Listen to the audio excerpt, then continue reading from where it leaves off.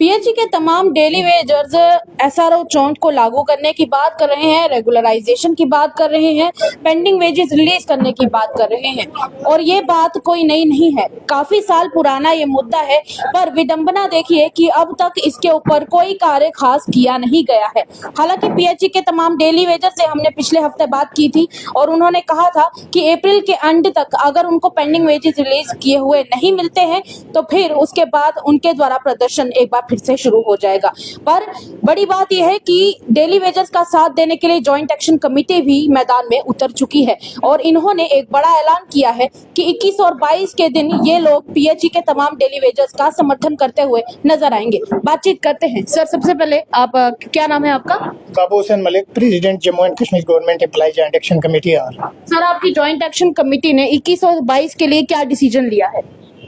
देखिए, joint action committee जो जम्मू में है, पिछले 30 सालों में लगातार यहाँ बड़े बड़े आंदोलन किए। 94 में भी 70,000 डेली विजिट रेगुलाइजेशन किए थे, उसमें एम्प्लॉय जॉइंट एक्शन कमेटी का एक बड़ा रोल था। और जितने भी यहाँ 4th पे कमीशन, 5th पे कमीशन, 6th पे कमीशन, 7th पे कमीशन, 8th पे कमीशन भी आगे आएगा, तो एम्प्लॉय जॉइंट एक्शन कमेटी ने बड़े बड़े स्ट्रगल यहाँ किए हैं। मैं ये कहना चाहता हूँ, इस वक्त सबसे बर्निंग इशू जम्मू कश्मीर के अंदर जो है all type of daily wagers का है, जिसको पिछले 25 और 30 साल से इनके साथ बहुत बड़ी नाइंसाफ़ी हुई है। क्योंकि यहाँ बहुत सारी सरकारें आई, सिर्फ कमेटियाँ जो 25-30 साल में कमेटियाँ बनी, आउटपुट कहीं भी सामने नज़र नहीं आई। यहाँ एलजी एडमिनिस्ट्रेशन भी रही, उन्होंने भी कुछ भी नहीं किया। लेकिन डेली वेजरों का जो मसला है टिल डेट तक यूं का त्यों पड़ा हुआ है। हालांकि डिफरेंट डिपार्टमेंट में है, जो चाहे वो पीएचई में है, इरिगेशन में है, फ्लड कंट्रोल में है, स्टेट डिपार्टमेंट में है, सोशल फॉरेस्ट्री में है, वाइल्ड लाइफ में है। हम ये कहना चाहते हैं एग्रीकल्चर डिपार्टमेंट है, कमांड एरिया में है, हॉर्टिकल्चर में है, जितने भी डिपार्टमेंट 40 डिपार्टमेंट में के अंदर जो डेली वेजर लगा हुआ है, हम ये कहना चाहते हैं, बार बार कह रहे हैं कि सरकार इसके लिए कोई ठोस पॉलिसी बनाए। सर, इतने बार अभी देखने को मिला कि कभी एक कमेटी बनती है। अभी बीजेपी के जो लीडरशिप कर रहे थे एलजी साहब हमारे, जब यहाँ पर इनडायरेक्ट बीजेपी की सरकार चल रही थी, उस दौरान एक फैक्ट फाइंडिंग कमेटी भी बनाई गई। अब जम्मू कश्मीर सरकार द्वारा एक और कमेटी बनाई गई है। क्या आप लोगों को इन कमेटीज के ऊपर विश्वास है? देखिए, यहाँ बहुत सारी कमेटियाँ बनी। जब बीजेपी पीडीपी की सरकार थी, उस वक्त भी एसआरओ 520 बनाया, वो भी इनके साथ एक खिलवाड़ किया गया।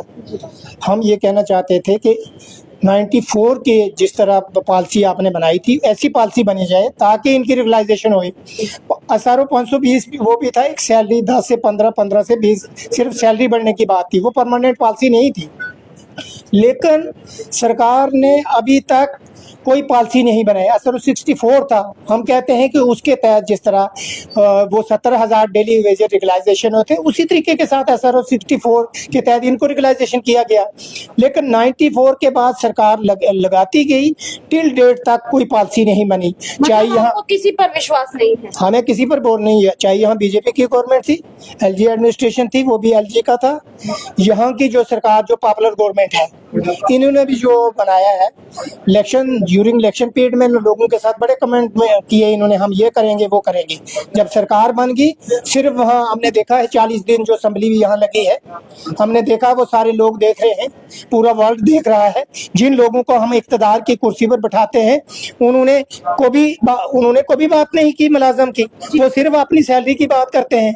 और जो दंगल उन्होंने किया है, वो हमारी जो नई जनरेशन है उन पर क्या असर पड़ेगा। मैं ये कहना चाहता हूँ, हमें उम्मीद थी जम्मू कश्मीर के डेली वेजरों को कि शायद हमारे मुस्तकबिल का कोई फैसला होने वाला है, लेकिन कुछ भी नहीं हुआ, कुछ भी नहीं निकला। तो मैं ये कहना चाहता हूँ कि ये डेली वेजर को यहाँ तो बार बार हम गुहार लगाते हैं कि मिनिमम वेजेस एक्ट लागू करो।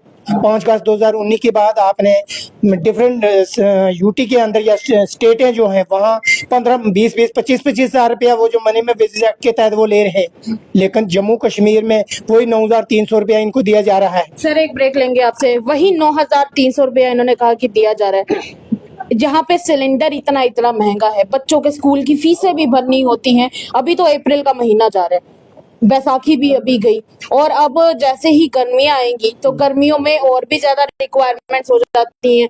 घर में कूलर भी चलने शुरू हो जाते हैं, बिजली का बिल भी बढ़ जाता है। कितना मुश्किल रहता होगा इस प्रकार 9,000 रुपए में घर चलाना। सबसे पहले तो मैं आपके अर्थ न्यूज़ चैनल का शुक्रगुजार हूं, जो अपना कीमती वक्त निकाल के मुलाजिमों की सुध लेते हैं। बात इस तरह से है, यहाँ तक महंगाई का जो मसला है, तो महंगाई इस वक्त चरम सीमा पर है। जी तो हम किसी भी जिस साइड हम ध्यान देंगे तो महंगाई कहीं भी कम नहीं है, जी जबरदस्त महंगाई है। और ऐसे दौर में देखिए ना, आपको बिजली- अभी पसीना आने हाँ शुरू बिल्कुल, हाँ बिजली है या जो भी है, सारे इशू में बिजली तो इतना परेशानी है। आपको पता है कि कई लोग बेचारे अपने घर भी जो सिटी से बेच करके सोचते हैं हम गांव साइड कहीं चले जाएं ताकि हमारा उधर गुजर बसर ठीक रहे, क्योंकि वहाँ कम से कम हवा तो अच्छी मिलेगी। तो रही बात यहाँ जो जिस मुद्दे के लिए हम यहाँ कटे हैं, वो है डेली वेजर का इशू। कितना आप उनको सपोर्ट करते हैं और कितना आप अपनी तरफ से कोशिश करेंगे 21-22 के दिन क्या क्या करने वाले हैं? वो 21 और 22 को 2 दिन का जो प्रोटेस्ट एम्प्लॉय डेली वेजर जो यूनाइटेड फ्रंट ने रखा है, तो हम fully employ joint action committee fully support करती है उसको। तो हमारी कोशिश रहेगी इन साथियों को, बल्कि जो रेगुलर हमारे मुलाजिम हैं, हम उससे भी अपील करेंगे कि इनका साथ दे। तो जो भी आएगी तो डेली वेजर या परमानेंट जो भी मुलाजिम है, उनको सिर्फ ये देखना चाहिए कि हमारा काज है जी। सर, आप कह रहे हैं कि आप उन्हें सपोर्ट करेंगे, किस तरीके से आप उन्हें सपोर्ट करेंगे? उनके साथ प्रोटेस्ट में बैठेंगे या कुछ और? हम उनके साथ प्रोटेस्ट में बैठेंगे, मुलाजिमों को गाइड करेंगे, समझाएंगे कि आपका मसला जो है वो कितना इम्पोर्टेंट है। क्योंकि सरकारें हमने पिछली भी देखी है, हमने सब कुछ देखा हुआ है। पिछली सरकारें भी उन्होंने भी सिर्फ मजाक ही किया, मैं डेली वेजर के साथ खास करके। तो डेली वेजर का इशू किसी ने एड्रेस नहीं किया आज तक। तो पिछली देखो सरकार, जब बीजेपी पीडीपी लेड सरकार में बुब्बा जी जब मुख्यमंत्री थी, उस वक्त भी इन्होंने SRO जो 520 बनाया, कुछ लोगों को उन्होंने रेगुलाइज किया और बाद में इनकी आपस में लड़ाई बन गई। ये कहने लगे जी ये NC के लगे हुए हैं, ये कहने लगे जी कांग्रेस के लगे हुए हैं, ये कहने लगे जी PDP के लगे हुए हैं, तो हम इनको परमानेंट क्यों करेंगे? तो इनकी सरकार जाती रही, तो जिस बीच में ये टालते रहे, डाल मडोल करते रहे। अच्छा सर, अब बात करेंगे कि जो आप 21-22 की बात कर रहे हैं, प्रदर्शनी एक मतलब कहाँ होने वाला है, क्या लोकेशन रहेगी? ये हर सिंह पार्क है हमारे सामने जी जीवल में। जी। तो हर सिंह पार्क में ये लोकेशन है, परमिशन बकायदा हमने ले ली है हमारे जो डेली वेजर हैं साथियों ने। तो 2 दिन का प्रोटेस्ट यहाँ पार्क में जब चलेगा, हमने जो सर, ये एक आम प्रोटेस्ट रहेगा या फिर हंगर स्ट्राइक प्रोटेस्ट होगा?